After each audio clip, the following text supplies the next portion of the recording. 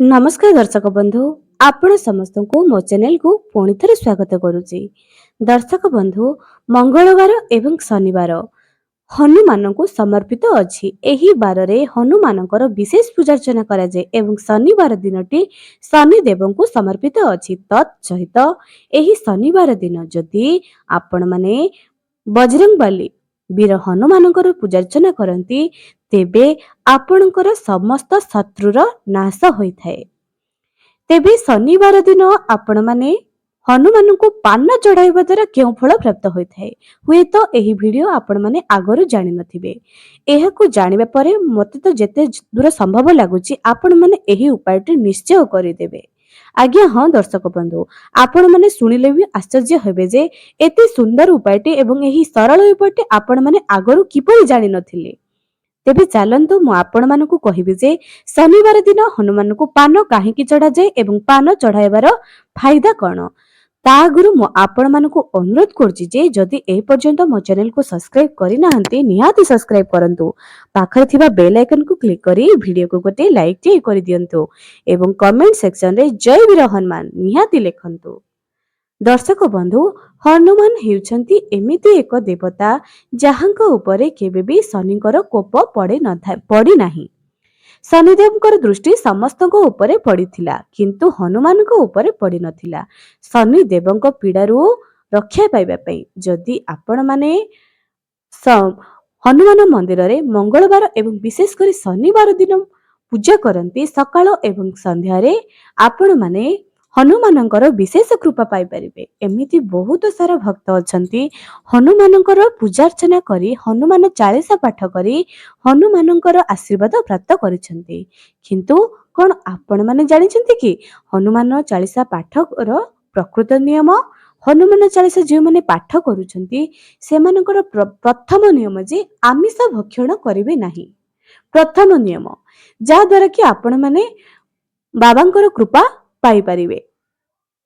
हनुमान जितेबेले कौन से एक बहुत बड़ कष्ट पड़ुचंती आपण मानकु संकल्पर सहित हनुमानंकर पूजा करबा पई पड़िबो। हनुमानंकर चालीसा पाठ करबा पई पड़िबो। गोटाए संकल्पर सहित पढ़िबा पई पड़िबो। 11 दिन 3 दिन जहाँ भी आपण जेते दिन पढ़िबे किंतु जदि रेगुलर पढ़िबे लाल रंगर वस्त्र परिधान करिवे लाल रंगर आसन रे बसिबे सकाळु स्नान करी पूजा समय रे जेतेबेले हनुमान चालीसा पाठ करिवे गोटाए निर्दिष्ट समय आपण मानकु निर्धारित करिवार अछि। आपण माने सकाळे पढ़िबे कि संध्या रे पढ़िबे गोटाए समय निर्दिष्ट करिवार अछि। जेतेबेले हनुमान चालीसा पढ़िबे सामना रे हनुमानंकर फोटो चित्र को रखिथिबे। जय श्री राम बोल कहिबा परे ही हनुमानंकर चालीसा पाठटी आरंभ करिवे। हनुमान चालीसा पढ़िबा समय रे जेतेबेले वाक्य जेतेबेले हनुमान चालीसा पढ़ुचंती अति स्पष्ट भाबरे पढ़िबे। तत्सहित हनुमान चालीसा पाठ करिबा समय रे आपण माने उच्चारण भी टिके जोर जोर रे करिवे एवं खुशी मन रे करिवे रेगुलर करिवे गोटाए समय रे करिवे। एपरि किछि दिन करिकी देखंतु जदि शत्रु पीड़ा रे आपण माने पीड़ित अछंती करजरे पीड़ित अछंती आपण माने हनुमान देवतांकर पूजा करंतु हनुमान मंदिर जांतु हनुमानंकर दर्शन करंतु। गोटाए सरिष तेलर दीप मंगलवार एवं शनिवार दिन हनुमान मंदिर रे देवा प्रारंभ कर दियंतु। हनुमानंकर सिंदूर हनुमान देव को चढ़ायंतु।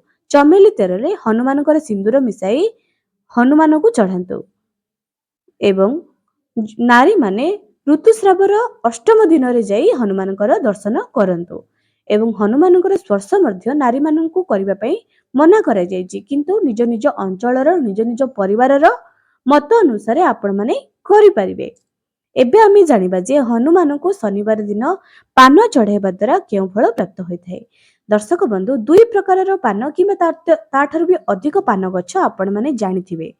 मु आज आपण मानकु कहूची गोटे पान पत्र जहा कि आमे माने खाउचे बाहर मिलुची आपण माने खाउचे आ गोटे पान पत्र जहा कि छोट देसी पान पत्र कहा जे बहुत छोट अटे एवं एही पान पत्र जदि आपण हनुमान को सेही हनुमान पान पत्र रे जय श्री राम लेखि करी निजर मनस्कामना को मन रे भाबी करी जदि हनुमान को शनिवार दिन शनिवार को चढ़ाइबा पई प्रारंभ कर दियंती हनुमान को कृपा रे आपणकर सकल मनस्कामना पूर्ण हेबो।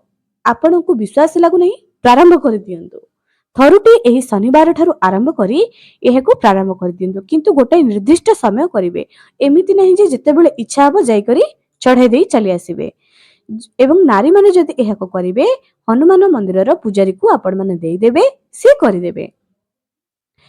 ଦର୍ଶକ ବନ୍ଧୁ, ଆପଣମାନେ ଯଦି ଏହି ପାନପତ୍ର ଗଛ ପାଇପାରୁନାହାନ୍ତି, ପାଖରେ ଥିବା ନର୍ସରୀରୁ ଆଣିକରି ଲଗାଇ ପାରିବେ। ଏବଂ ପାନପତ୍ର ଗଛ ଘରେ ରହିଲେ ମା ଲକ୍ଷ୍ମୀଙ୍କର ବି ବିଶେଷ କୃପା ଆପଣଙ୍କ ଉପରେ ରହିବ।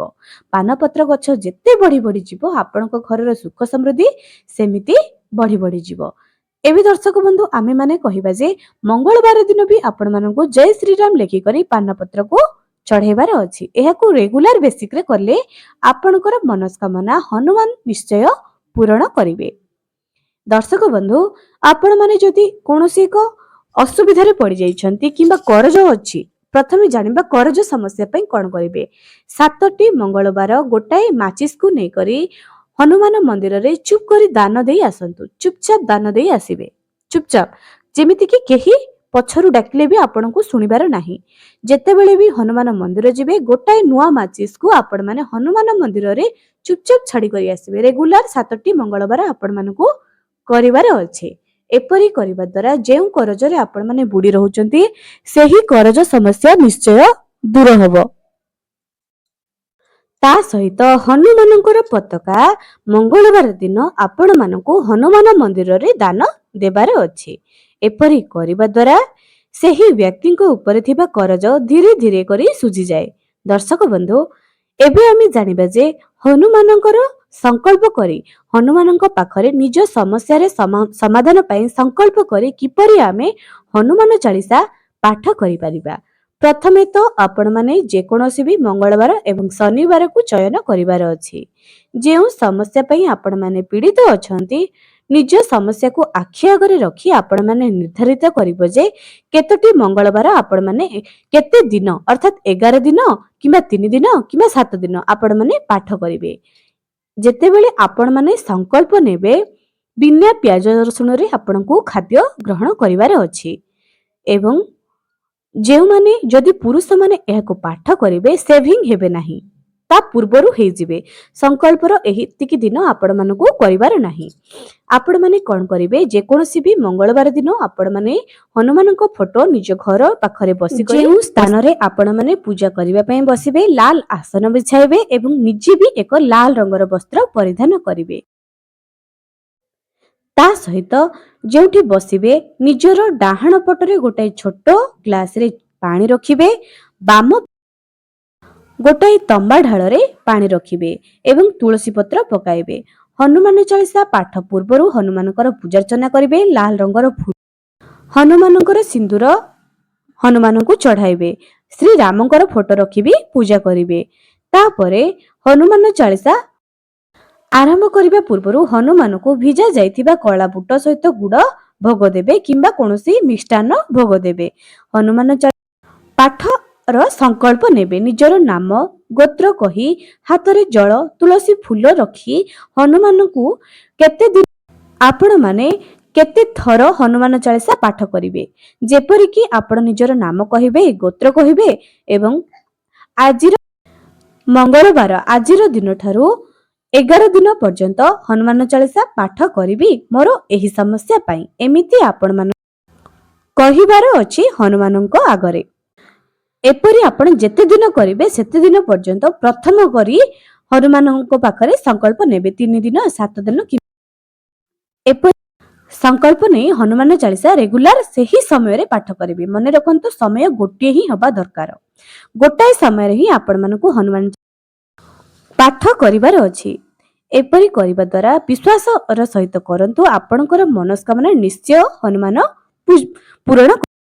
ତା ସହିତ ମନସ୍କାମନା ପୂର୍ଣ୍ଣ ପାଇଁ ଆପଣମାନେ ଦେଶୀ ପାନପତ୍ରରେ ଜୟ ଶ୍ରୀରାମ ଲେଖିକରି ହନୁମାନଙ୍କୁ ଚଢାଇବା ପ୍ରାରମ୍ଭ କରିଦିଅନ୍ତୁ। ଆଜି ପାଇଁ ରହିଲି, ପୁଣି ଦେଖା ହେବ ଆଗାମୀ ଏକ ସୁନ୍ଦର ଭିଡିଓରେ।